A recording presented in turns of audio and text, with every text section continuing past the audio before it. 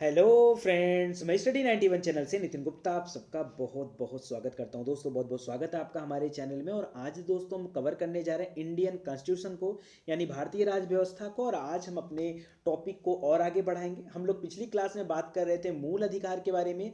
जो लोग भी सीक्वेंस से वीडियो को नहीं देख रहे हैं, मैं चाहूँगा दोस्तों आप लोग प्लेलिस्ट में आइए। उसके बाद जो भी विषय आपको देखना है वीडियो, उस विषय के फोल्डर में जाइए, वहाँ पर डिटेल में सीरियल वाइज आपको क्लास मिल जाएगी। ठीक है, तो मूल अधिकार के बारे में आज हम लोग बात करेंगे। आज हमारा आर्टिकल 19 जो हम कवर कर रहे थे वो भी आज हमारा समाप्त हो जाएगा। साथ ही साथ दोस्तों आर्टिकल 20 के ऊपर भी हम लोग बातचीत करेंगे। और जो भी महत्वपूर्ण फैक्ट आपके एग्जाम में पूछे जाते हैं उन सभी तथ्यों के ऊपर गहन अध्ययन करेंगे, उसकी विस्तार से क्लास को पढ़ेंगे। ठीक है, तो आइए देखते हैं आगे।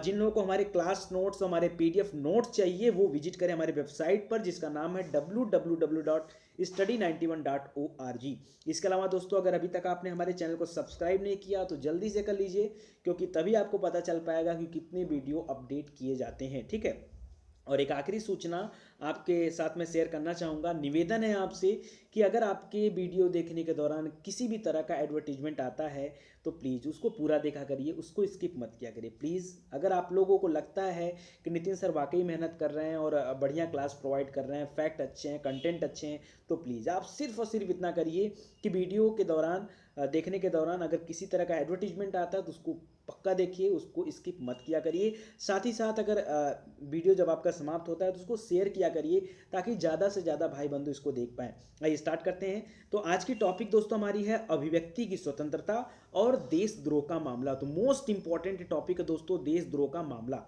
बहुत ध्यान से आपको समझना पड़ेगा कि आखिर ये मामला है क्या। इसके लिए आपको समझना पड़ेगा कि देशद्रोह या राष्ट्रद्रोह का आशय क्या होता है, इसकी परिभाषा आपको समझनी पड़ेगी। दोस्तों अगर हम बात करें संविधान की प्रस्तावना के बारे में, यानी जो संविधान की उद्देशिका या प्रस्तावना है, तो उस प्रस्तावना में भारत की राष्ट्रीय एकता और अखंडता पर अत्यधिक बल दिया गया है। कहने का मतलब ये है कि हमारे देश में अखंडता और एकता को महत्वपूर्ण माना जाता है। उस पर हर एक तरह के कानूनों को लाया जाता है ताकि हमारी एकता और अखंडता टूटने न पाए। लेकिन हमारी जो आईपीसी है, यानी इंडियन पेनल कोड जो है, ठीक है, दंड संहिता जो है, उसके तहत उसकी धारा है 124A। बहुत ध्यान समझिएगा, उसकी धारा है 124A। उसमें कहा गया कि राष्ट्र के प्रति घृणा, अगर कोई भी व्यक्ति राष्ट्र के प्रति घृणा करता है, सपोज करिए आप हो, आपके कोई दो चार दोस्त यार हैं, उसमें से कोई ऐसा व्यक्ति है, कोई ऐसा बच्चा है या कोई आपका ऐसा मित्र है जो अपने ही देश के प्रति, अपने ही राष्ट्र के प्रति घृणा की भावना उसके मन में है, उसके मन में दुर्भावना है, उसके मन में निष्ठा का अभाव है। निष्ठा का अभाव मतलब देश के प्रति जो निष्ठा होनी चाहिए, जो कर्तव्य होना चाहिए, उसका अभाव है, तो इसको राष्ट्रद्रोह माना जाता है। किसके तहत? हमारे प्रस्तावना में राष्ट्रद्रोह के बारे में कुछ नहीं लिखा है, हमारे संविधान में भी राष्ट्रद्रोह को परिभाषित नहीं किया गया है, लेकिन जो आईपीसी है, जो इंडियन पेनल कोड है, वो इसको परिभाषित करता है। उसकी धारा 124A में यही बताया गया है। क्या 3 पॉइंट है यहां पर ध्यान देना आपको, कि कोई भी व्यक्ति अगर राष्ट्र के प्रति घृणा करता है, उसके मन में दुर्भावना है, उसके मन में निष्ठा का अभाव है, तो यह राष्ट्रद्रोह माना जाएगा। ठीक है, ये आपको मानना है। अच्छा, राष्ट्रद्रोह के जो व्यावहारिक मुद्दे हैं, अगर प्रैक्टिकली बात करें तो आज के समय में जो राष्ट्रद्रोह का मुद्दा है वो कैसा है, तो दोस्तों मैं आपको प्रैक्टिकली होकर यहां बताना चाहूंगा। जो आपके सामने घटित हुआ अभी हाल ही के समय में, अगर मैं बात करूं वर्ष 2016 में, तो अनेक व्यक्तियों पर राष्ट्रद्रोह के मामले दर्ज किए गए थे। और उसमें किस तरह के मामले थे, तो याद रखिए ऐसे मामले थे जिनमें भारत विरोधी नारे लगाए गए। दोस्तों अभी हाल ही में आपने सुना होगा, दिल्ली यूनिवर्सिटी में कई बार आपने देखा होगा कि वहां पर राष्ट्र विरोधी या भारत विरोधी नारे लगाए गए। ठीक है, और उसके बाद उन बच्चों पर राष्ट्रद्रोह का मुकदमा दर्ज किया गया। ठीक है, इस तरह की घटनाएं कई बार आप सुने होंगे। या विरोधी देश की क्रिकेट टीम का समर्थन करना, सपोज करिए भारत और पाकिस्तान का मैच हो रहा है, तो कोई ऐसा व्यक्ति है जो विरोधी देश, जो हमारा विरोधी देश पाकिस्तान है, उसकी क्रिकेट टीम का समर्थन कर रहा है, ऐसा भी हम कई बार देखें। हमारे आसपास में कुछ ऐसे तथ्य मिल जाते हैं, कुछ ऐसे व्यक्ति मिल जाते हैं जो इस तरह की घटना में शामिल होते हैं। इसके अलावा राष्ट्रगान के दौरान खड़ा ना होना, मान लीजिए राष्ट्रगान बज रहा है तो उसका उस बजने के दौरान अगर आपके कान में आवाज़ गई तो ऐसे में आपको खड़ा होना पड़ेगा। ठीक है, तो एक जगह सावधान की मुद्रा में खड़ा होना चाहिए। अगर कोई व्यक्ति राष्ट्रगान के दौरान खड़ा नहीं हो रहा है, इसका मतलब ही राष्ट्रद्रोह मान लिया गया। या ऐसे कह लें कि योग गुरु गुरु को धोखेबाज कहना।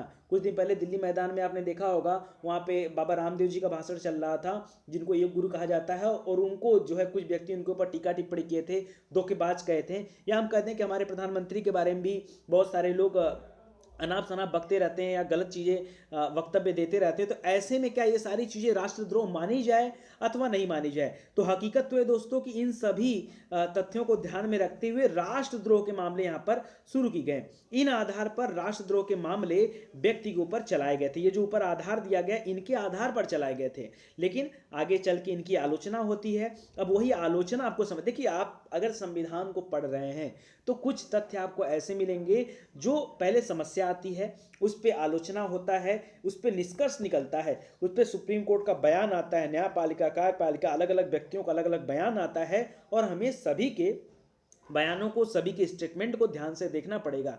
तो एक मैंने आपको तथ्य दिया कि देशद्रोह है क्या। आईपीसी के अनुसार देशद्रोह क्या है, क्योंकि संविधान तो बता नहीं रहा है। तो आईपीसी की जो धारा 124A थी उसने बताया कि देशद्रोह क्या है।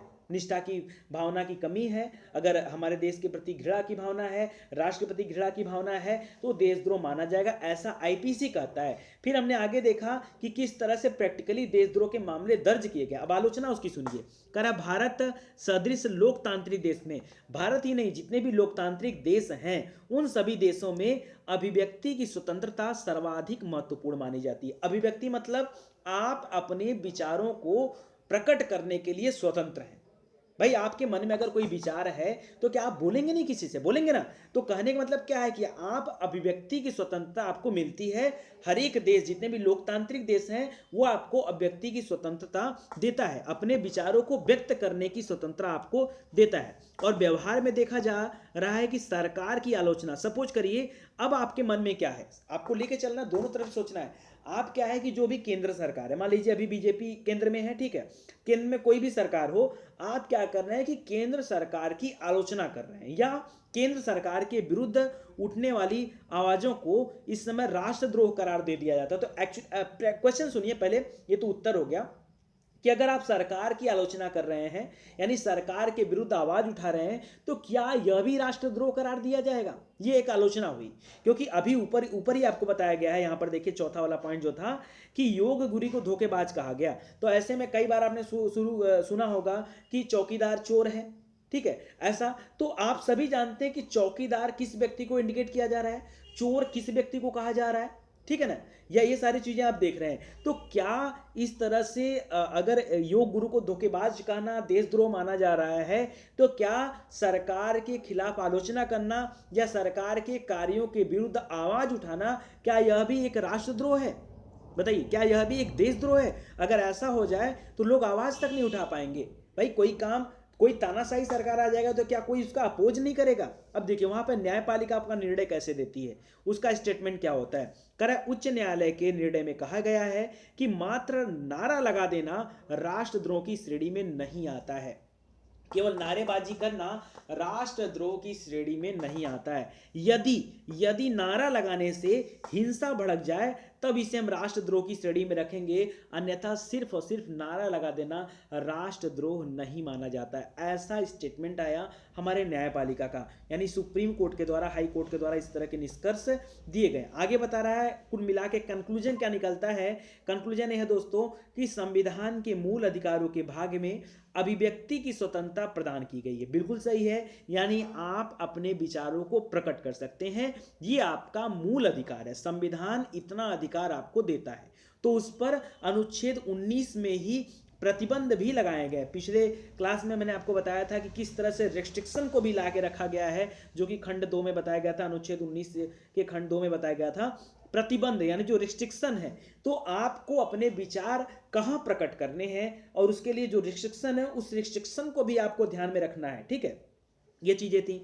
अतः भारत में निरपेक्ष स्वतंत्रता उपलब्ध नहीं है। बिल्कुल सही है ये बात, ठीक है। इसलिए व्यक्ति की अभिव्यक्ति की स्वतंत्रता और राष्ट्र की एकता अखंडता के बीच समन्वय एवं सामंजस्य होना चाहिए। कुल मिला जुला करके आप अपने विचारों को प्रकट कर सकते हैं, लेकिन उससे देश का बुरा नहीं होना चाहिए, उससे समाज का अहित नहीं होना चाहिए। समाज के कल्याण के लिए, देश के कल्याण के लिए आप अपने विचारों को प्रकट कर सकते हैं। इस बात को ध्यान में रखते हुए उससे आपके देश की एकता और अखंडता पर प्रभाव न पड़े, ठीक है। यही रिस्ट्रिक्शन है, ठीक है। चलिए आगे देखते हैं। कह रहा है स्वतंत्रता पर प्रतिबंध का आधार, किस तरह से स्वतंत्रता पर प्रतिबंध लगाए जा सकते हैं, उसका आधार क्या है वो आपको बताया जा रहा है। कह रहा है संविधान में अभिव्यक्ति की स्वतंत्रता पर प्रतिबंध उल्लेखित है, मतलब कि कई जगहों पर आपको अपने विचार प्रकट नहीं करने दिए जाएंगे, उसके लिए प्रतिबंधित किया गया है कि आप अपने विचार नहीं दे सकते, ठीक है। जो कि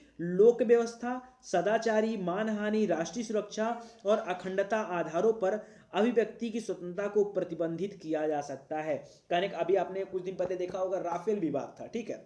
राफेल विवाद में बार बार निर्मला सीतारमण से क्वेश्चन किया जा रहा था कि इसके पीछे का क्या राज है, उसका आप खुलासा करिए, आप बताइए कि राफेल डील जो है कितने में हुई है। तो उन्होंने यह बात करके ठुकरा दिया था, अपना स्टेटमेंट नहीं दिया था कि यह राष्ट्रीय सुरक्षा के परे है, इसलिए इस तरह के स्टेटमेंट हमारे द्वारा नहीं दिया जा सकता है, कि नहीं। तो वही कह रहा है कि यहाँ पर जो अभिव्यक्ति की स्वतंत्रता है उसको प्रतिबंधित भी किया जा सकता है अगर लोक व्यवस्था बाधित होती है, सदाचार बाधित होता है, मानहानि जैसा कुछ केसेस आ सकता है, या राष्ट्रीय सुरक्षा या राष्ट्रीय एकता और अखंडता पर प्रभाव पड़े, तो ऐसे में अभिव्यक्ति की स्वतंत्रता को प्रतिबंधित किया जा सकता है। लेकिन थोड़ा सा ध्यान दीजिएगा, प्रतिबंधित कर सकते हैं तो उसका मतलब नहीं कि कोई भी प्रतिबंधित कर देगा। आगे बता रहा है कि जिससे अभिव्यक्ति की स्वतंत्रता तो प्रतिबंधित अगर कर दिया जाए तो इसका दुरुपयोग न हो, परंतु प्रतिबंध तार्किक होना चाहिए, मनमानी नहीं, जो न्यायालय के द्वारा निर्धारित किया जाता है। मैं इसको डिटेल में आपको समझा रहा हूं। देखिए क्या कह रहा है, एक तरफ कह रहा है कि अभिव्यक्ति की स्वतंत्रता आपको मिलती है, आप अपने विचार प्रकट कर सकते हो। दूसरी तरफ कह रहा है कि आप अपने विचार को प्रकट कर सकते हो, लेकिन उस पर प्रतिबंध भी है। कहा ना, कैसे प्रतिबंध है, एकता और अखंडता या हमारे देश के ऊपर कोई किसी तरह की आंच ना आनी चाहिए, ठीक है। कुल मिला जुलाकर अभिव्यक्ति की स्वतंत्रता मिलती है, ये जरूरी भी है। क्यों जरूरी है, क्योंकि नए नए विचारों का समावेश होना भी जरूरी, देश को आगे बढ़ने के लिए नए नए विचारों को आना चाहिए, ठीक है। लेकिन उसका दुरुपयोग नहीं होना चाहिए, यानी जो प्रतिबंध है वो तार्किक होना चाहिए, मनमानी नहीं, जबरदस्ती का प्रतिबंध नहीं होना चाहिए कि कोई किसी को बोलने से मना कर दे, ऐसा नहीं होना चाहिए। यानी जो प्रतिबंध लगाया गया है, जो रिस्ट्रिक्शन है, वो तार्किक होना चाहिए, जबरदस्ती नहीं, मनमानी नहीं।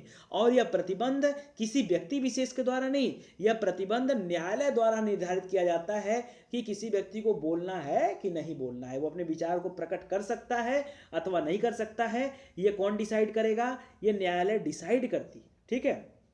अब देखिए अतार्किक प्रतिबंध और तार्किक प्रतिबंध माने क्या होता है, दोनों समझिए। अतार्किक प्रतिबंध मतलब होता है स्वतंत्रता को कुचल देना अथवा सरकार के विरोध को दबा देना, क्या कहा जाता है, अतार्किक प्रतिबंध होता है। जबकि तार्किक प्रतिबंध का अभिप्राय है कि स्वतंत्रता के सामाजिक दुष्प्रभावों को प्रतिबंधित करना। तो दोनों दो मीनिंग में है, यहां समझिएगा, बड़ी आसान है, बहुत कठिन नहीं है, ध्यान से समझेंगे तो समझ में आ जाएगा। आगे कह रहा है कि अभिव्यक्ति की स्वतंत्रता एवं हेट स्पीच। मुझे पता है दोस्तों कि मूल अधिकार अपने आप में थोड़ा टिपिकल है, मैं जानबूझ के इसके डिटेल में जाके पढ़ा रहा हूं, क्योंकि आने वाले समय में मूल अधिकार से जो क्वेश्चन बनेंगे वो इसी तरह से बनेंगे। अगर आप डिटेल में नहीं पढ़ोगे तो आप अच्छे से नहीं कर पाओगे, आप क्वेश्चन को गलत करके आओगे, इसलिए ध्यान से समझते चलिए। अभिव्यक्ति की स्वतंत्रता एवं हेट स्पीच, अनुच्छेद 19(1) ए में व्यक्ति को अभिव्यक्ति की स्वतंत्रता प्रदान की गई है। बिल्कुल सही है, क्योंकि विवेकशील व्यक्ति के विचारों को अभिव्यक्त करना व्यक्ति के व्यक्तित्व के विकास के लिए आवश्यक है। जैसे आप हम ही को ले लीजिए, मैं आपको पढ़ा रहा हूं तो मैं क्या कर रहा हूं, मैं अपने विचारों को आपके सामने अभिव्यक्त कर रहा हूं, और इससे क्या हो रहा है, इससे पर्सनालिटी का डेवलपमेंट हो रहा है, पर्सनालिटी विकसित हो रही है, सही नहीं, इससे पर्सनालिटी जो है वो विकसित हो रही है, आपको ज्ञान मिल रहा है और हमें भी ज्ञान देने का मौका मिल रहा है और हमें भी इससे ज्ञान मिल रहा है, ठीक है। और स्वतंत्रता का दमन केवल इसलिए नहीं हो सकता कि दूसरे व्यक्ति अन्य व्यक्तियों के विचारों को पसंद नहीं करता। आप हमारे चैनल पे ले लो तो बहुत सारे लोग कमेंट करते हैं गलत कमेंट करते हैं। भाई उनको नहीं अच्छा लगता, उनको नहीं पसंद है हमारी आवाज़ या हमारी बातें, हमारे कंटेंट, जो कुछ भी हो नहीं पसंद है। तो ऐसे में क्या वे हमें ज़बरदस्ती हमारे ऊपर दबाव बना सकते हैं कि आप अपने विचारों को प्रकट नहीं कर सकते? क्या ऐसा है क्या? नहीं। यानी यही यही आपको समझना है। देखिए, यानी यहाँ पर क्या है कि दूसरे व्यक्ति अन्य व्यक्तियों के विचारों को पसंद नहीं करता, इसलिए ऐसा नहीं कि वो विचारों पर प्रतिबंध लगा देगा, नहीं, ऐसा नहीं। एक मामला भी था दोस्तों, मुरुगन पेरुमल मामला, बहुत ध्यान समझिएगा। इस मामले में क्या था, तो मुरुगन पेरुमल मामले में क्या था, इसमें मद्रास का मामला था ये, और मुरुगन पेरुमल की किताब थी, उसको प्रतिबंधित करने की मांग की गई। मद्रास उच्च न्यायालय, जो मद्रास का हाईकोर्ट था, उसने यह मांग को अस्वीकार कर दिया और कोर्ट ने कहा कि जिसे यह पसंद नहीं आता वो इसे ना पढ़े। भाई जैसे आप, कोई हमसे कहे अपना चैनल बंद कर लो, ठीक है, तो जिसको नहीं पढ़ना हो मत पढ़े। हम तो जबरदस्ती किसी को बुला नहीं रहे कि नहीं आप आओ पढ़ो, है कि नहीं। तो जिसे आता है वो ठीक है, जिसे नहीं आता हो ना पढ़े। तो मुरुगन पेरुमन का मामला भी यही था, यानी जिसे वो किताब नहीं पसंद आती वो ना पढ़े, जबकि समाज में कई लोग एक गुट बना करके उस किताब को प्रतिबंधित करने की मांग कर रहे थे। तो ये मामला था।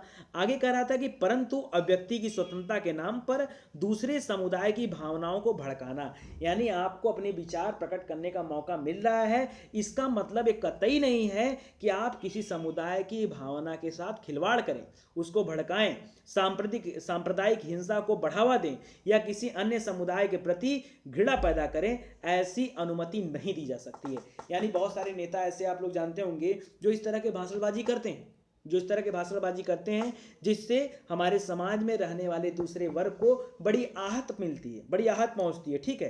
तो ऐसे में उनको अनुमति नहीं दिया जा सकता, ठीक है। अब देखिए कुल मिलाकर के यहाँ पर 7 पॉइंट हैं और वो सातों पॉइंट आपको देखना है। पहला पॉइंट दे रहा है अनुच्छेद 19(1)(a) में क्या बताया गया, वाक एवं अभिव्यक्ति की स्वतंत्रता। 19(1)(b) में बताया गया शांतिपूर्ण बिना हथियारों के सम्मेलन किया जा सकता है। बिल्कुल सही है कि नहीं। अब इसमें कुछ भी कठिन नहीं, बड़े आसानी से आप इसको समझ सकते हो। तीसरा है दोस्तों समूह एवं संघ का निर्माण। चौथा है भारतीय क्षेत्र में मुक्त आवागमन की स्वतंत्रता। पांचवा है निवास करने और बस जाने की स्वतंत्रता। छठवां है संपत्ति के अर्जन एवं व्ययन की स्वतंत्रता। यही वाले को देखिए यहाँ से हटा दिया गया, ठीक है, यफ वाले को ही यहाँ से हटा दिया गया है। हिंदी में पढ़ेंगे तो च वाले को हटाया गया, देखिए क ख ग घ ङ, फिर च को हटाया गया, फिर ठीक है। फिर छ वाले पे क्या है, 19(1)(g) कहिए या हिंदी में छ कहिए, व्यापार वाणिज्य व्यवसाय आजीविका की स्वतंत्रता। तो अगर आप चाहते हैं कि थोड़ा सा मैं इसके और अंदर जाऊं और आपको डिटेल में चल के पढ़ाऊं, तो बहुत ध्यान से हमारी बात को सुनिएगा। पहला वाला तो आप अच्छे से समझ गए हैं, वाक एवं अभिव्यक्ति की स्वतंत्रता, ये आपको अच्छे से बता चुका हूं अभी इतना पॉइंट, ठीक है। दूसरा वाले से हम लोग पढ़ते हैं शांतिपूर्ण एवं बिना हथियारों के सम्मेलन। दोस्तों सीधा सीधा यहाँ पे कह रहा है कि सभा और सम्मेलन करने की स्वतंत्रता आपको दिया जाता है, मतलब freedom of meeting and assembly. आप 2 4 10 लोग हैं, ठीक है, या आपका कहीं मार्केट है वहाँ पे 10 20 50 लोग हैं, ठीक है, वो लोग मिल करके कोई सभा या कोई सम्मेलन करना चाहते हैं, तो आपको शांतिपूर्ण तरीके से और निरायुध सम्मेलन करने का अधिकार दिया जाता है। निरायुध मतलब बिना हथियारों का सम्मेलन, ऐसा नहीं कि वहाँ कट्टा बंदूक और बम लेके पहुंच गए और वहाँ पर अपने विचारों का आदान प्रदान करें, ऐसे नहीं, ठीक है।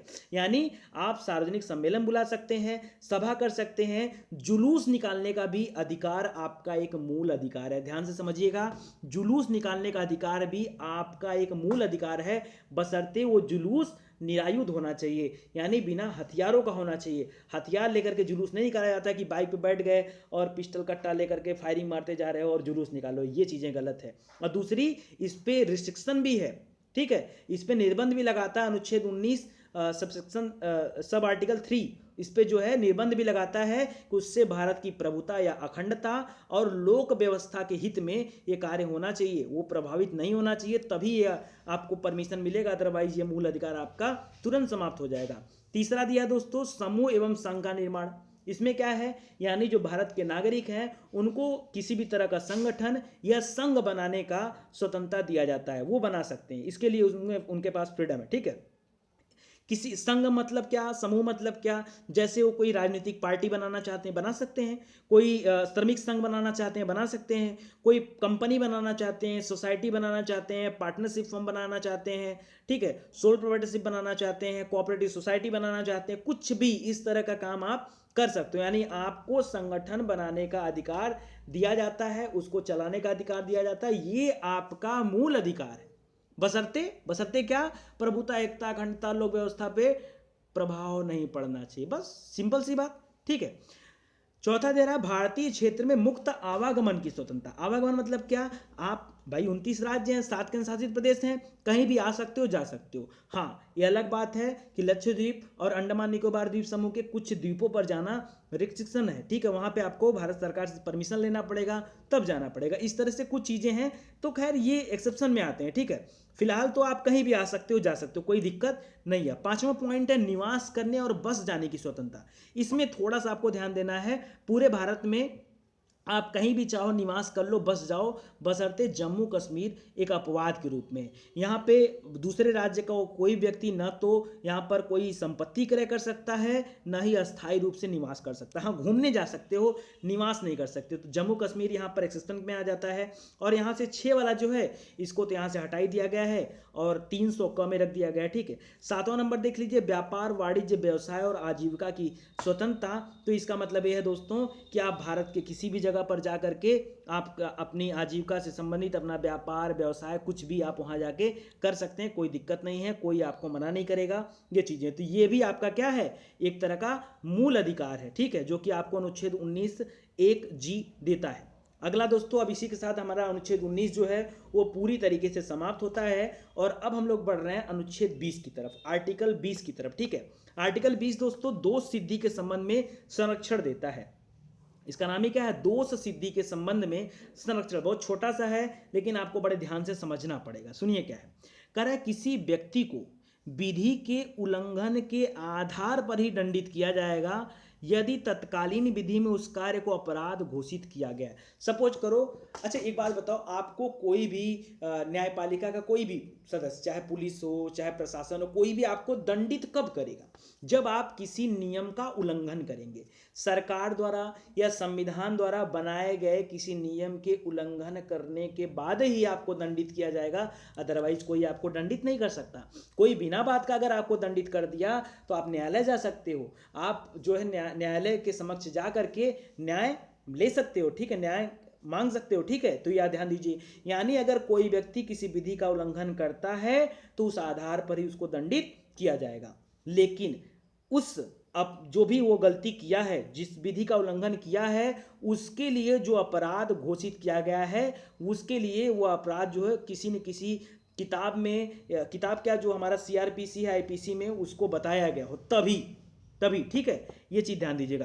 कह रहा है किसी व्यक्ति को आपराधिक घटना के बाद विधि बनाकर दंडित नहीं किया जा सकता, बल्कि उसे वही दंड दिया जाएगा जो तत्कालीन विधि में उपलब्ध हो। सपोज करिए एक व्यक्ति चोरी करता है, एक व्यक्ति चोरी करता है, चोरी करने के लिए जो दंड की व्यवस्था है वो है 2 साल कि 2 वर्ष की उसको जेल हो जाएगी, कारावास हो जाएगा, ठीक है, 2 वर्ष के लिए, ठीक है, कोई व्यक्ति अगर चोरी करता है तो। आप सपोज करिए किसी व्यक्ति ने बड़ी चोरी की, बहुत बड़ी चोरी कर लिया, बहुत बड़ी चोरी कर लिया, ठीक है, तो ऐसे में क्या किया जाएगा, ऐसे में क्या किया जाएगा, तो मान लो बहुत बड़ी चोरी कर दिया तो लोगों को लग रहा है इसके लिए तो यार 2 साल बड़ा कम है, इसके लिए तो आदमी को कम से कम 10 साल की सजा होनी चाहिए, और उसके लिए एक नया कानून भी बन गया 10 साल का, तो क्या उसे 10 साल के लिए दंडित किया जा सकता है? उत्तर है नहीं।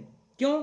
याद रखिए, जब भी कोई व्यक्ति कोई आपराधिक घटना करता है, कुकृत्य करता है, ठीक है, मान लीजिए उस चोर ने चोरी किया, उस समय उस चोरी के लिए कानून में क्या विधान थे, उसके लिए जो दंड निर्धारित था वही दंड उसको मिलेगा, नया वाला दंड नहीं मिलेगा, नया वाला दंड नहीं मिलेगा। बस इतनी सी बात है, समझ गए तो ठीक है, नहीं समझे तो बड़ा ध्यान लगाना पड़ेगा, ठीक है। कुछ और नोट यहाँ दे रहा है, कह रहा है आपराधिक मामलों में भूत लक्षी विधि का निर्माण नहीं किया जा सकता। मतलब ऐसा नहीं कि नया विधि बनाकर बता दे कि जितने लोग चोरी किए हैं, मामला जिनका पेंडिंग में, सबको नया जो है नए रूप से जो है दंडित किया जाएगा, सबको 10-10 साल का होगा, नहीं। जिस समय चोरी किया था उस समय विधि में क्या लिखा था वही दंड उसको दिया जा सकता है, दूसरा दंड नहीं दिया जा सकता है, याद रखिए।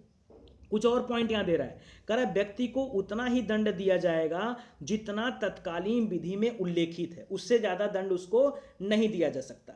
तीसरा है कि किसी व्यक्ति को एक अपराध के लिए 2 बार अभियोजित या दंडित नहीं किया जाएगा। सपोज करो किसी चोर ने 2 बार 3 बार 4 बार चोरी कर लिया तो हर के लिए 2-2 साल नहीं, उसको एक ही बार में 2 साल की सजा होगी। ऐसा नहीं कि 2 जगह चोरी किया तो 2 + 2 यानी 4 साल के लिए सजा दे दी जाए, फिर 3 जगह चोरी किया तो 6 साल के लिए सजा दी जाए, नहीं। चाहे जितनी बार चोरी करेगा उसके लिए यानी एक अपराध के लिए 2 बार अभियोजित एवं दंडित नहीं किया जाएगा। आगे एक अमेरिकी विधि, यह अमेरिकी विधि से लिया गया विचार है जिसे दोहरे दंड का निषेध कहा जाता है, ठीक है। तो यह भी याद रखिए, सिंपल है। और आपका लास्ट पॉइंट है कि किसी व्यक्ति को अपने विरुद्ध गवाही देने के लिए भी विवश नहीं किया सकता। मान लो कोई सी चोर ने अपना चोरी किया है और पुलिस चाहती है कि वो स्वयं के खिलाफ गवाही दे दे, ठीक है, अपने ही विरुद्ध गवाही दे दे, तो इसके लिए इसको विवश नहीं कर सकते, ठीक है। तो ये भी ध्यान दीजिए। तो इसी के साथ दोस्तों हमारा अनुच्छेद 20 भी जो होता है समाप्त होता है। और अब आगे हम लोग और डिटेल में पढ़ेंगे अनुच्छेद 21 के बारे में, ठीक है। तो जब अनुच्छेद 21 पढ़ेंगे तो वहाँ और डिटेल में चलेंगे और बढ़िया से हम लोग काम करेंगे। हाँ, पीछे की चीज़ों में दोस्तों एक और चीज़ बताना चाहूँगा, मैं थोड़ा सा छूट गया मुझे लगता है। उसमें दिया था एक जगह दोस्तों, लास्ट में था अनुच्छेद 19(1)(g) में कि व्यापार, वाणिज्य और व्यवसाय आजीविका की स्वतंत्रता। दोस्तों अगर हम व्यवसाय की बात करें तो व्यवसाय मतलब क्या, आपको व्यवसाय करने की स्वतंत्रता दे दिया गया कि भारत के किसी भी स्थान पे जाके व्यवसाय कर सकते हो। तो मतलब कुछ भी बेचोगे, अब मन कर दिया गांजा, अफीम, हीरोइन बेचने का तो वही से बेचने लगोगे, ठीक है। नहीं, आप जो है जो भी चीज़, इस तरह की जो चीज़ें जो कि केंद्र सरकार के द्वारा प्रतिबंधित की गई हैं उनको आप नहीं बेच सकते। इसके अलावा शराब वगैरह जो भी है उसके लिए भी आपको लाइसेंस लेना पड़ेगा, सरकार आपको लाइसेंस देगी तभी आप बेच सकते हो। तो ये सब बातों का भी ध्यान रखना है, खाली याद दिला रहा हूँ आपको, कुछ छूटा नहीं है, याद दिला रहा हूँ। तो चलिए इसी के साथ हमारा क्लास समाप्त होता है।